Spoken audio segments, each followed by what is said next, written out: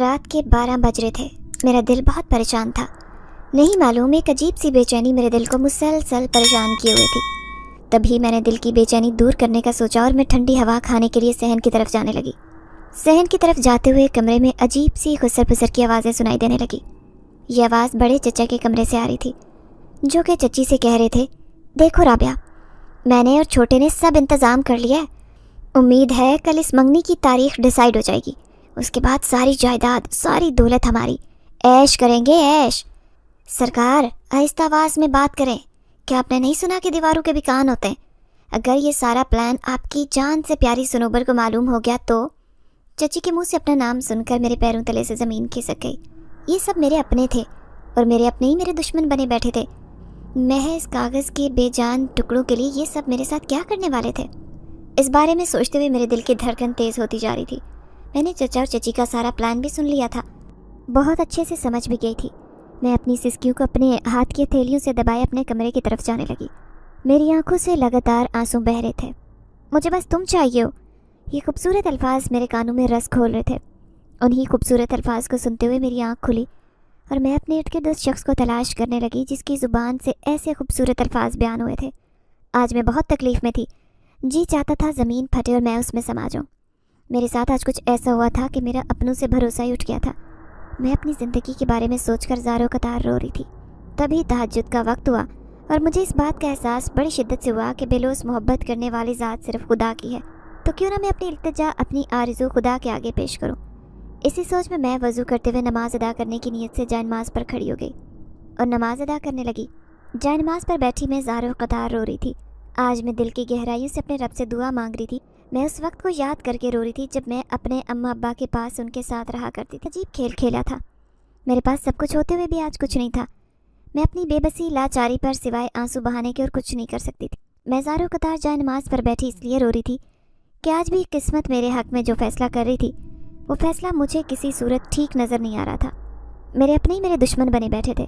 میں نے کبھی سوچا بھی نہیں تھا کہ مجھ پر جان نچھاور کرنے والے یہ رشتے ایک دن اچانک میری عمر کے خاص حصے میں جا کر اپنی نظریں پھیر لیں گے اور مجھے اس دوراہے پر لا کر کھڑا کر دیں گے جہاں میرے پاس سوائے ان کی بات ماننے کے کوئی چارہ نہیں ہوگا۔ میں آگے دیکھتی تو مجھے کھائی نظر آتی، پیچھے دیکھتی تو کنواں، جاتی تو کہاں جاتی، میرا تو کوئی ٹھکانہ ہی نہیں تھا۔ میں اپنی زندگی سے تنگ آ چکی تھی۔ کبھی کبھی میرا جی چاہتا کہ خود کی جان لے لوں اور خود کی سانسوں کو بند کر کے اپنی تمام تکلیفوں سے منہ موڑ لوں، مگر خودکشی حرام ہے یہ سوچتے ہوئے میرا ہاتھ رک جاتا، میرا ہاتھ کانپنے لگتا۔ میں کیا کرتی؟ جان بھی نہیں دے سکتی تھی۔ میرے لیے زندگی کو مشکل بنا دیا گیا تھا۔ میں جہاں قدم رکھتی مجھے اپنے راستے تنگ دکھائی دیتے۔ ایسے لگتا جیسے میری یہ زندگی صرف میرے لیے کبھی نہ ختم ہونے والا ایک امتحان ہے اور میرے اپنے ہی مجھے زندگی کے ہر قدم پر امتحان میں گرانے کی کوشش کر رہے ہیں۔ کبھی کبھی میں سوچتی کہ میں کیوں ہوں، میرا دنیا میں رہنے کا مقصد کیا ہے؟ تب مجھے اپنے پیچھے کھڑے ہر اس انسان کا مقصد دکھائی دینے لگتا جو میرے ساتھ جڑا ہوتا۔ ہر کوئی میری جائیداد کی طاق میں تھا، سب کو مجھ سے نہیں میری دولت سے محبت تھی، اور میں پگلی ساری زندگی یہی سوچتی رہی کہ یہ میرے اپنے ہیں، مجھ سے محبت کرتے، مجھ پر ہر وقت جان نچھاور کرتے دکھائی دینے والے سب رشتے کھوکھلے تھے۔ میرا اپنا کوئی نہیں تھا، میں اس دنیا میں بالکل تنہا تھی۔ یہی سوچتے ہوئے میں جائے نماز پر سجدے میں سر رکھے مسلسل رو رہی تھی۔ میرے آنسو لگاتار آنکھوں سے بہہ رہے تھے جو کہ رکنے کا نام ہی نہیں لے رہے تھے۔ مجھے اپنی زندگی سے کوئی گلہ نہیں تھا، گلہ تھا تو صرف اتنا کہ مجھے اتنا امیر بنایا ہی کیوں۔ امیر ہونا میرے لیے کسی عذاب سے کم نہیں تھا۔ لوگوں کے لیے اچھی زندگی اور بے شمار سہولیات کا باعث بنتی ہے، مگر میرے لیے یہ امیری میری دشمن بنی بیٹھی تھی۔ ہر کوئی مجھے ختم کرنے پر تلا تھا۔ اب زندگی اور موت تو خدا کے ہاتھ میں تھی، مار تو کوئی مجھے سکتا نہیں تھا جب تک میرے رب کا حکم نہ ہوتا۔ اس لیے سب مجھے ایک ایسی دلدل میں دھکیلنے کا منصوبہ بنا رہے تھے جہاں سے میں کبھی نکل نہیں سکتی تھی۔ ایسی زندگی کسی موت سے کم نہیں تھی۔ سب مجھے اس گھر سے نکالنے پر تلے ہوئے تھے، ہر کوئی ایک نئی سازش میں تھا۔ یعنی ان سب کو کیا ہو گیا تھا کہ میرا نکاح ایک ایسے بندے سے کر رہے تھے جو عمر میں مجھ سے کہیں زیادہ بڑا تھا، وہ میرے باپ کی عمر کا تھا، اور مجھ سے یہ نکاح زبردستی کروایا جا رہا تھا۔ میرے لاکھ منع کرنے پر بھی کوئی میری بات سننے کے لیے تیار نہیں تھا۔ میں سوچ سوچ کر پریشان تھی کہ آخر ان سب کو ہو کیا گیا ہے؟ مجھ سے تو ان کا یہ بدلا ہوا روپ برداشت ہی نہیں ہو رہا تھا۔ میں نے کبھی نہیں سوچا تھا کہ میرے اپنے ایک دن ایسے گرگر کی طرح اچانک سے رنگ بدلیں گے۔ ہائے رے میری قسمت، مجھے کس دوراہے پر لے آئی تھی؟ اے اللہ میری مدد فرما، میں یتیم ہوں، مسکین ہوں، میرا اس دنیا میں تیرے سوا اور کوئی نہیں ہے، مجھے راستہ دکھا خدارا، مجھے کوئی ایسا راستہ دکھا دے جس سے میں اس ظلم کا نشانہ بننے سے بچ جاؤں۔ آج مجھے اپنی زندگی کسی اپاہج کی طرح لگ رہی تھی، ایک ایسا اپاہج جس کی بیساکھیوں کا جسے سہارا لینا پڑتا تھا۔ مجھے بھی میری زندگی بالکل اپاہج لگ رہی تھی۔ فرق صرف اتنا تھا کہ میرے پاس سہارے کے لیے بیساکھیاں بھی موجود نہیں تھیں۔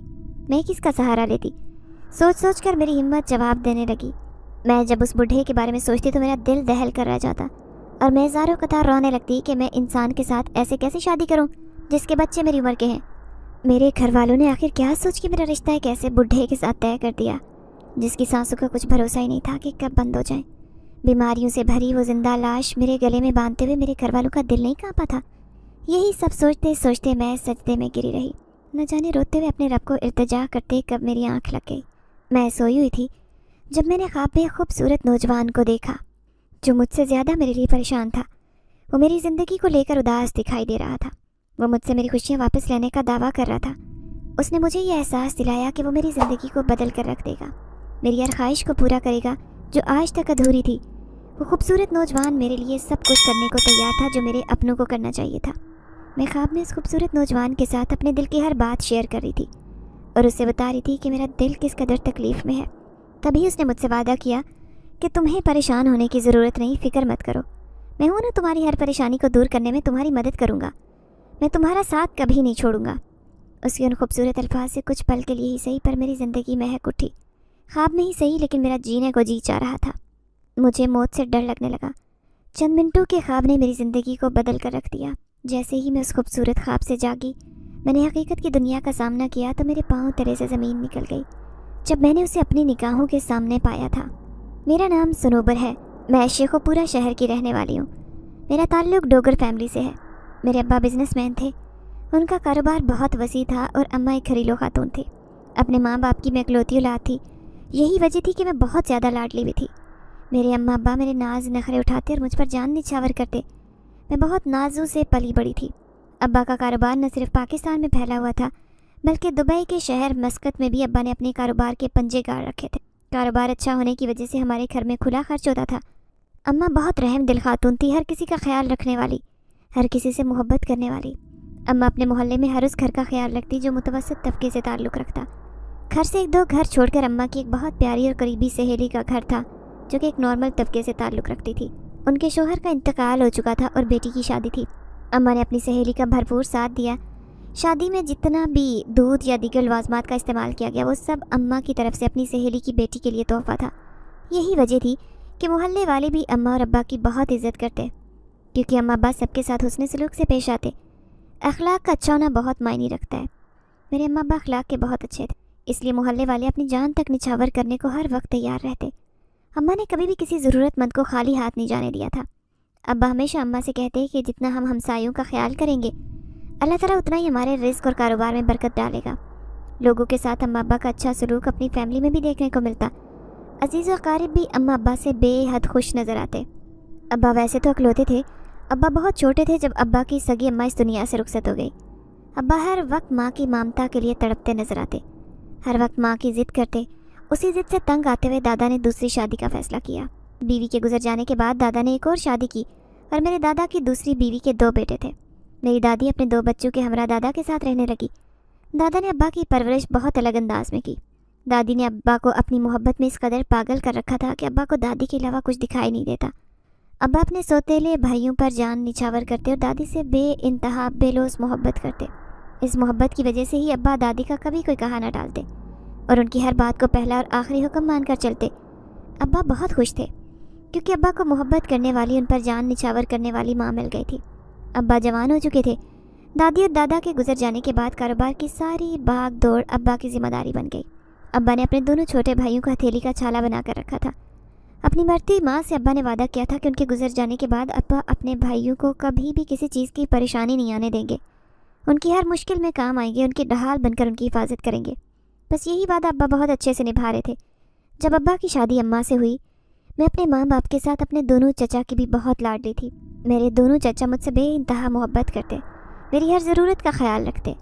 سب آپس میں بہت محبت سے زندگی گزار رہے تھے۔ کوئی نہیں جانتا تھا کہ یہاں کون سا رشتہ سوتیلا ہے۔ ابا نے گھر کا ماحول ہی ایسا بنا رکھا تھا۔ خود سوتیلے بھی یہ بات مکمل طور پر بھول چکے تھے کہ وہ ابا کے سگے بھائی نہیں ہیں۔ ابا نے دونوں چچا کی شادی بہت دھوم دھام سے کی تھی۔ ہمارا گھر خوشیوں کا گہوارہ تھا۔ میں نے اپنے سب رشتوں سے بہت پیار پایا۔ مجھے اپنے دونوں چچا اور دونوں چچیاں بہت عزیز تھیں۔ کیونکہ وہ مجھ پر جان نچھاور کرتے میرے دل کے بہت قریب تھے۔ ابا اپنے بزنس کی بھاگ دوڑ میں لگے رہتے، گھر کے سارے کرتا دھرتا ابا تھے۔ دونوں چچا اپنی زندگی کو بہت اچھے طریقے سے انجوائے کر رہے تھے۔ ابا نے انہیں ہر قسم کی پریشانی سے دور رکھا تھا۔ کاروبار کی بھی کوئی ٹینشن دونوں چچا کو بالکل نہیں تھی۔ اماں اکثر ابا سے کہتی، سنوبر کے ابا، اپنے دونوں بھائیوں کو بھی اپنے ساتھ کاروبار میں جگہ دیں، ابھی سے کاروبار کی بھاگ دوڑ سنبھالنے لگیں گے تو کل کو انہیں کاروبار دیکھنے میں پریشانی کا سامنا نہیں کرنا پڑے گا۔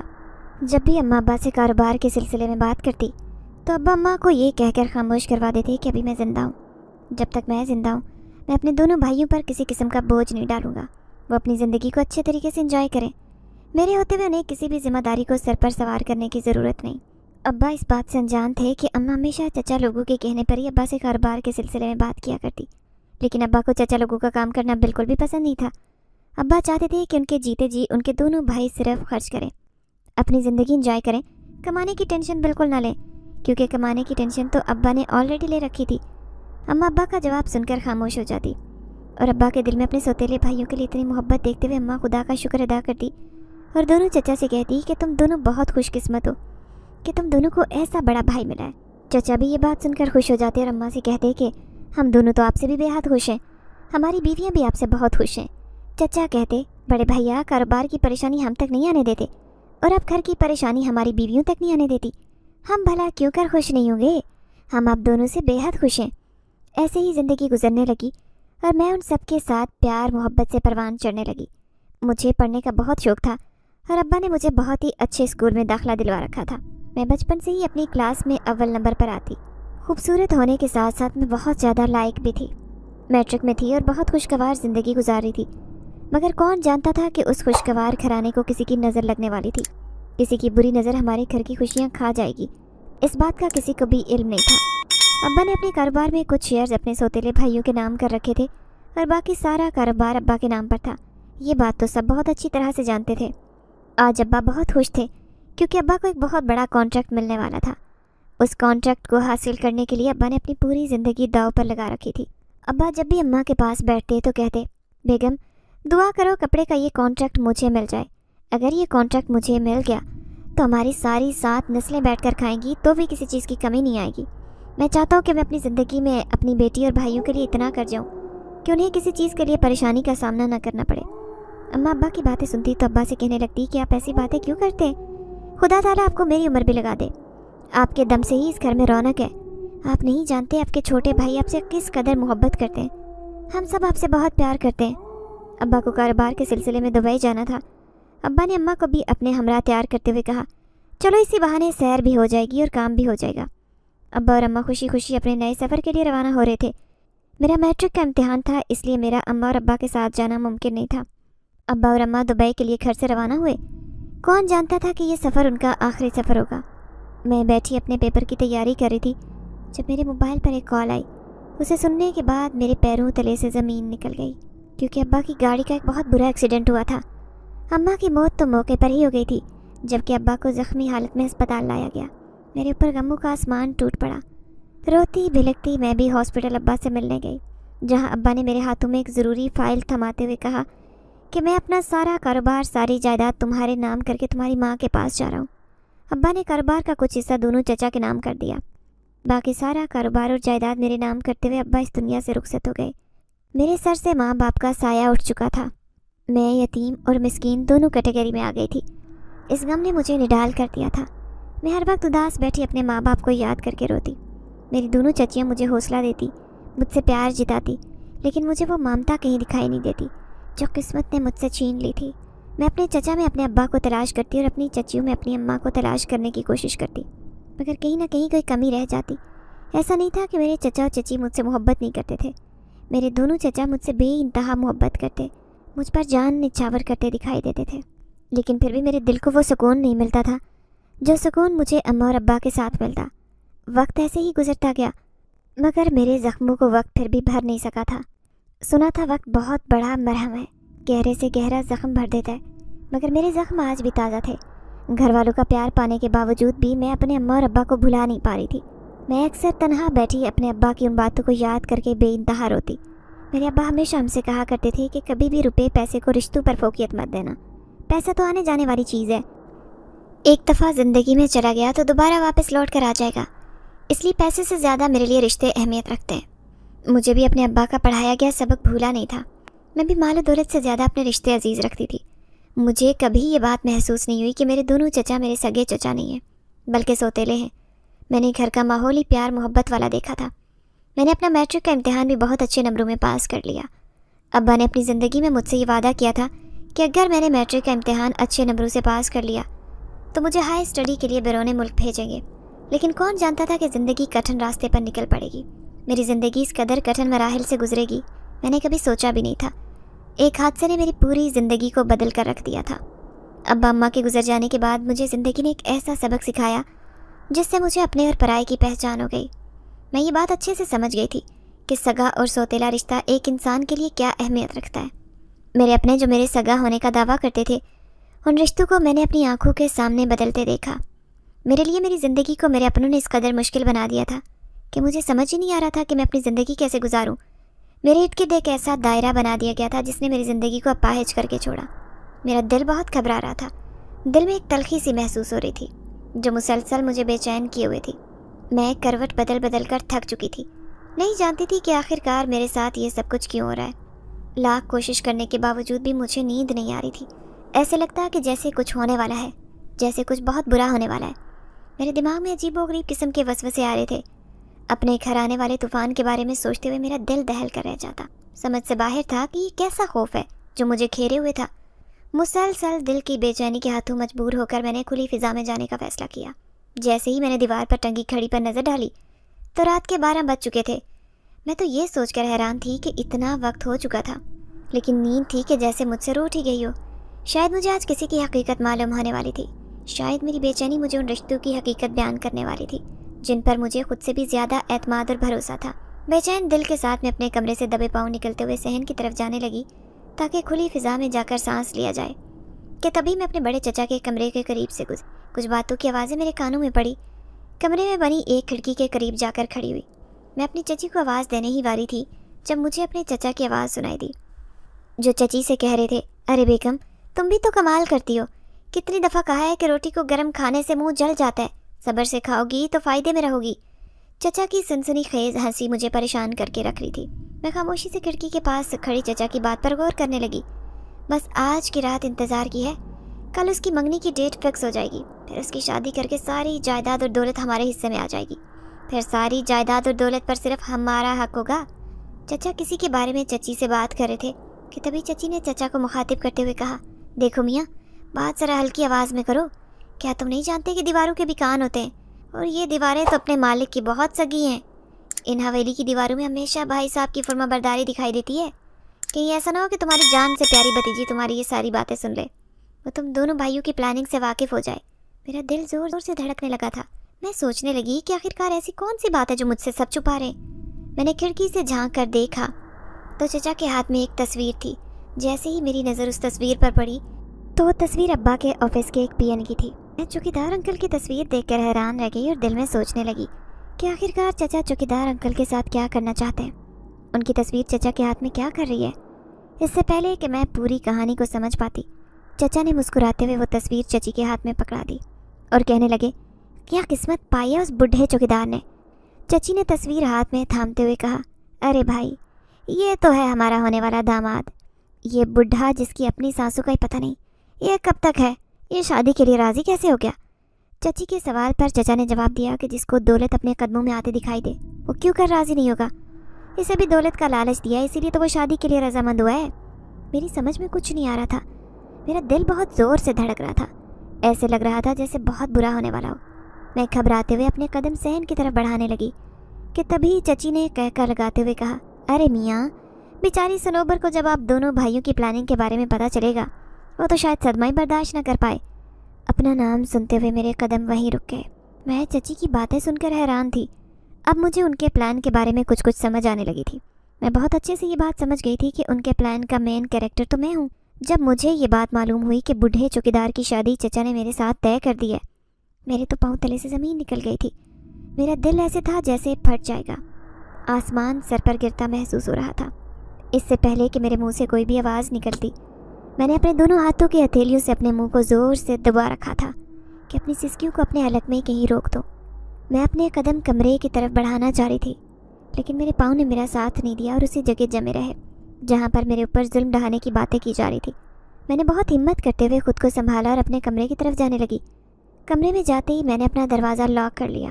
مجھے کچھ سمجھ نہیں آ رہا تھا کہ آخرکار میرے اپنے میرے ساتھ یہ سب کچھ کیسے کر سکتے ہیں۔ میں اپنی چچی اور چچا کا سنسنی خیز چہرہ دیکھ کر خوف زدہ ہو رہی تھی۔ میں ان کے چہرے کے بارے میں، ان کی باتوں کے بارے میں سوچ کر پریشان ہو رہی تھی۔ نہیں معلوم تھا کہ یہ سب لوگ میرے خلاف اس قدر پروپیگنڈا کیوں کر رہے ہیں۔ میں دل میں سوچنے لگی کہ اگر انہیں دولت اور جائیداد ہی چاہیے تھی تو یہ مجھ سے ویسے مانگ لیتے۔ میں خوشی خوشی اپنے دونوں چچاؤں کے اوپر وار کر پھینک دیتی، لیکن میری زندگی کا اتنا بڑا فیصلہ اس قدر غلط انداز میں نہ کرتے۔ مجھے ایسے محسوس ہو رہا تھا جیسے میری زندگی کسی نے اپنی مٹھی میں لے لی ہو۔ مجھ سے سانس لینا مشکل ہو رہا تھا۔ میں زاروں قطار رو رہی تھی۔ میں اس وقت کو یاد کر کے رو رہی تھی جب میرے ابا نے آخری وقت میں مجھے چچا کی ذمہ داری بناتے ہوئے سکون سے اپنی آنکھیں بند کی تھی۔ وہ کیا جانتے تھے کہ ان کے سپرد وہ مجھے کر کے اس دنیا سے سکون سے رخصت ہو رہے ہیں۔ وہی لوگ مجھے کاغذ کے ٹکڑوں کی خاطر میری عزت کا سودا کر لیں گے۔ مرنے سے پہلے ابا نے جن محفوظ ہاتھوں میں میری ذمہ داری سونپی تھی، وہی ہاتھ کسی کھوکھلے رشتے کی طرح میرے دشمن بنے بیٹھے تھے۔ کوئی اتنا خود سر کیسے ہو سکتا ہے؟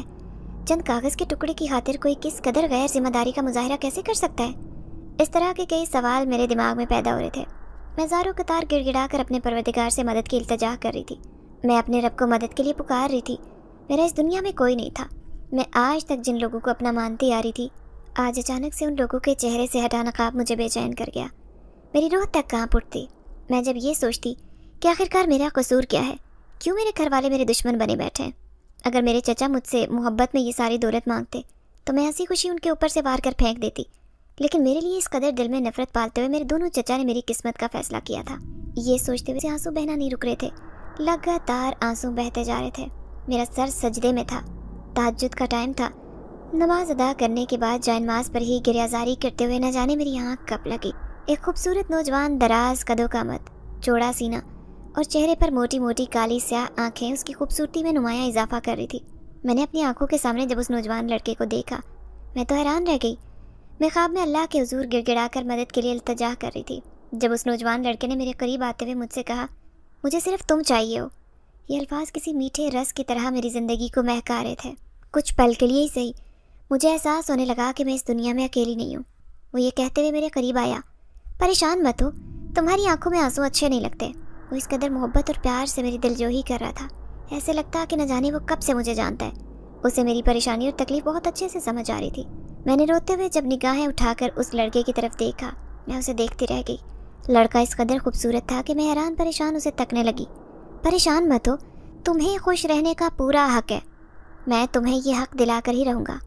محبت بھری ایک آواز نے میرے کانوں میں رس کھول دیا۔ اس کے یہ الفاظ مجھ سے بھلائے نہیں بھول رہے تھے۔ اس نے میرے قریب میرا ہاتھ اپنے ہاتھ میں تھامتے ہوئے کہا، مجھے صرف تم چاہیے ہو، میں دنیا جہان کی ہر خوشی تمہارے قدموں میں لا کر رکھوں گا، تمہاری ساری خوشیاں تمہیں واپس دلاؤں گا، یہ میرا تم سے وعدہ ہے۔ بس تم ہمت مت ہارنا اور خود کو کمزور مت پڑنے دینا، کیونکہ تمہاری طاقت ہی میری اصل طاقت ہے۔ اتنا کہتے وہ لڑکا میری آنکھوں سے اوجھل ہو گیا۔ محبت کے اس احساس نے میری آنکھوں میں ایک چمک سی پیدا کر دی۔ اچانک سے میری آنکھ کھل گئی۔ میں اپنے ارد گرد اس لڑکے کے وجود کو تلاش کرنے لگی، لیکن وہ مجھے کہیں دکھائی نہیں دیا۔ صبح ہو چکی تھی اور میرے کندھے اب تک وزنی تھے۔ ایسے محسوس ہو رہا تھا جیسے کوئی نظر مجھے مسلسل ٹکٹکی باندھے ہوئے دیکھ رہی ہے۔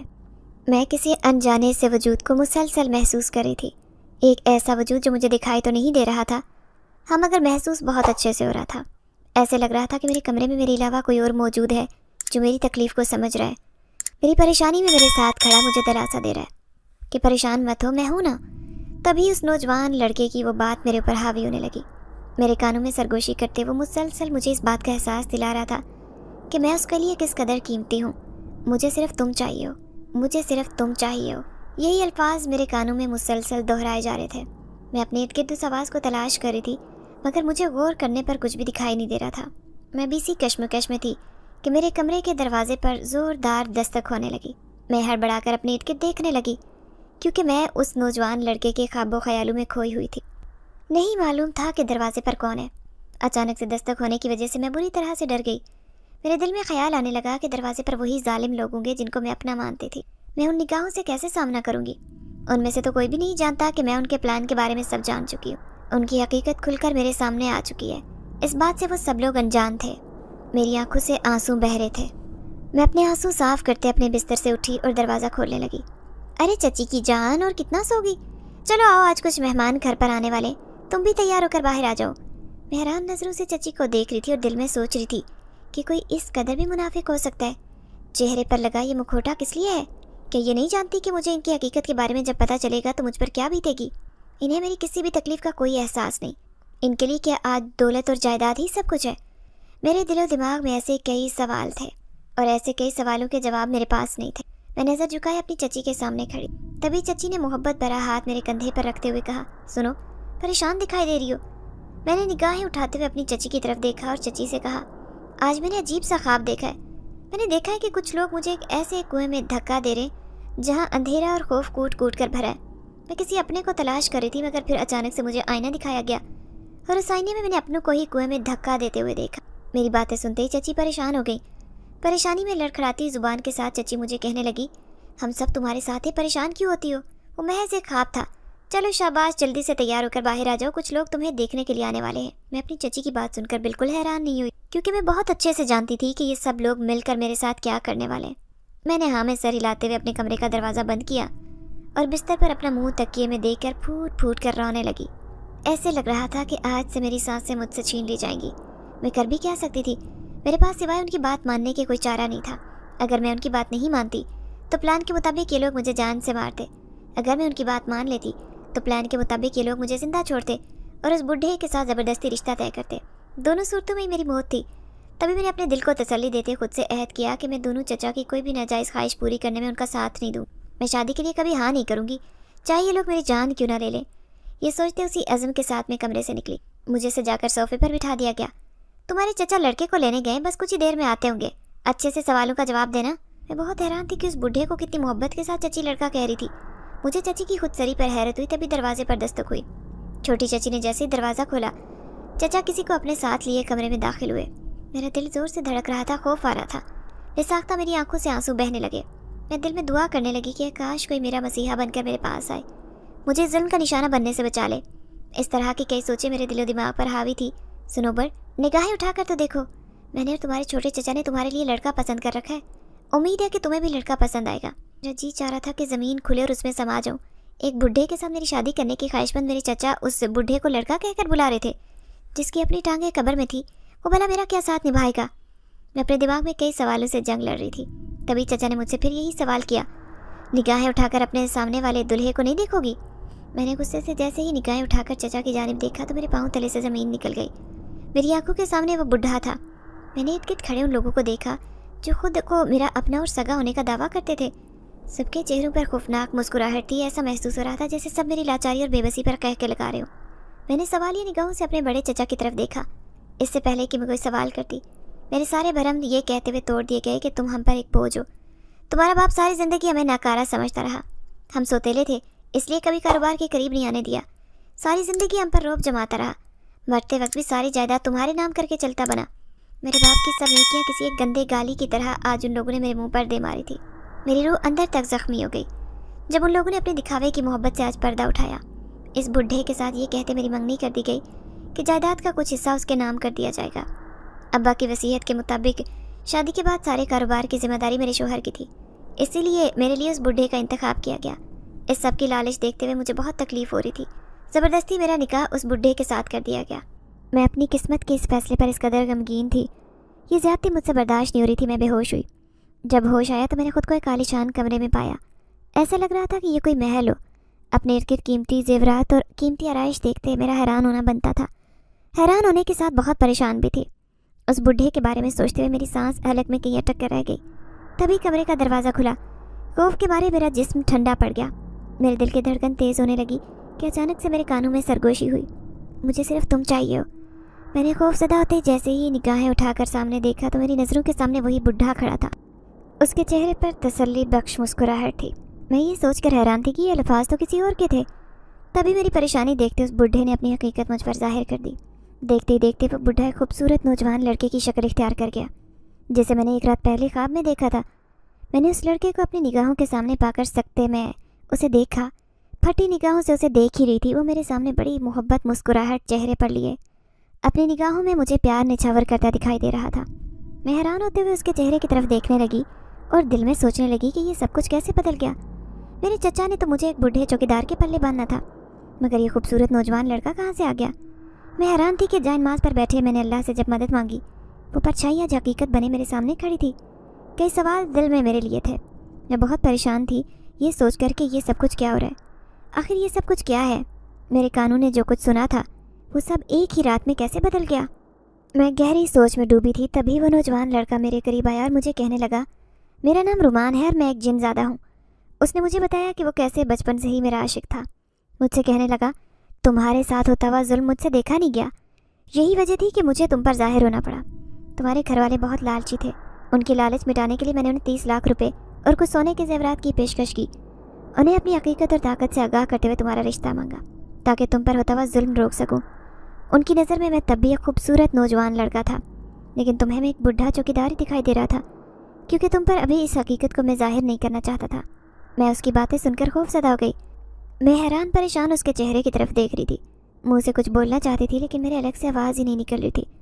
تبھی اس نے مجھے تسلی دیتے ہوئے کہا، دیکھو سنوبر، میں نے تمہیں اپنے نکاح میں لیا ہے، میں تم سے بے انتہا محبت کرتا ہوں، میں وعدہ کرتا ہوں کہ ہمیشہ تمہارا خیال رکھوں گا، تم پر کبھی کوئی آنچ نہیں آنے دوں گا۔ اگر تم اس رشتے سے خوش ہو تو اپنی زندگی کا ہم آغاز کریں گے، اگر کہیں تم اس رشتے سے خوش نہیں ہو تو میں تمہیں تمہاری مرضی کے مطابق آزاد کر دوں گا، لیکن اس کا ہرگز یہ مطلب نہیں کہ میں تمہارا ساتھ چھوڑ دوں گا۔ تم پریشان مت ہونا، میں زندگی کے ہر قدم پر تمہارے ساتھ رہوں گا۔ رومان کی باتیں سنتے ہوئے میرے پیروں تلے سے زمین کھسک گئی۔ مجھے کچھ سمجھ نہیں آ رہا تھا کہ یہ سب میرے ساتھ کیا ہو رہا ہے۔ تبھی میں نے ہمت کرتے ہوئے رومان سے پوچھا، اس رات جو کچھ میں نے سنا تھا وہ سب اچانک کیسے بدل گیا؟ تبھی رومان نے مجھے بتایا کہ جب تم خدا کے حضور گڑ گڑا کر اسے مدد کے لیے پکار رہی تھی تب مجھے نہ چاہتے ہوئے بھی تمہارے سامنے آنا پڑا۔ وہ سب کچھ میں نے تم سے حقیقت میں بیان کیا تھا جو تمہارے ساتھ ایک خواب کی شکل میں پیش کیا گیا۔ اسی رات تمہارے گھر والوں کو دولت کی لالچ دیتے ہوئے میں نے ان کا ارادہ بدل دیا۔ رومان کی باتوں سے ایک بات تو واضح ہو گئی تھی کہ میرے لالچی گھر والے رومان سے ڈر گئے تھے، اب وہ چاہ کر بھی کبھی مجھے تنگ نہیں کر سکتے تھے۔ مجھے رومان سے خوف کے ساتھ یہ شکایت بھی تھی کہ اس نے بھی اپنی خواہش کو ہی پورا کیا اور اسے میری مدد کا نام دے دیا۔ میں نے آنکھوں میں آنسو لیے رومان سے کہا کہ اگر تم مجھ سے سچ میں محبت کرتے تھے تو یہ دھوکے سے میری زندگی میں شامل نہ ہوتے، مجھے سچ بتاتے۔ لالچی تو تم بھی ہو میرے گھر والوں کی طرح، میرے گھر والوں کو دولت کی لالچ تھی تو تمہیں اپنی محبت کی، کام تو تم نے بھی لالچ والا کیا۔ رومان سے یہ کہتے میں نے ٹھنڈی آہ بھری۔ تبھی رومان میرے قریب آیا اور مجھ سے کہنے لگا، تمہارا غصہ بجائے، میں مانتا ہوں کہ میں نے تم سے حقیقت بیان نہیں کی، میں ڈر گیا تھا، اس خوف نے مجھے تم سے بیان نہیں کرنے دیا کہ حقیقت جان کر تم کہیں شادی سے انکار نہ کر دو۔ جو بھی ہے یہ بھی ایک دھوکہ ہی ہے، میں کبھی بھی کسی دھوکے باز کو معاف نہیں کر سکتی۔ یہی سوچتے ہوئے میں نے رومان کو اپنا فیصلہ سنایا کہ میں ہمیشہ تمہارے ساتھ رہوں گی، ایک دوست بن کر، تب تک تمہیں میرے ساتھ رہنا ہوگا جب تک میں تمہیں دل سے قبول نہیں کر لیتی۔ رومان نے میرے فیصلے کا احترام کرتے ہوئے اس فیصلے کو منظور کیا اور ہم اچھے دوستوں کی طرح زندگی گزارنے لگے۔ رومان نے میرا دل جیتنے کے لیے کئی جتن کیے، آخرکار ایک دن اس کی محبت رنگ لے آئی اور میرے دل میں بھی محبت کا وہ پھول کھل گیا جس کا رومان کو بے صبری سے انتظار تھا۔ میں نے رومان کو دل سے شوہر تسلیم کیا اور اس کے ساتھ ایک خوشگوار زندگی گزارنے لگی۔ اللہ نے ہمیں 2 جڑواں بیٹوں سے بھی نوازا۔ میں اپنے رب کا آج بھی شکر ادا کرتی ہوں جس نے مجھے رومان جیسا محبت اور احساس کرنے والا شوہر عطا کیا۔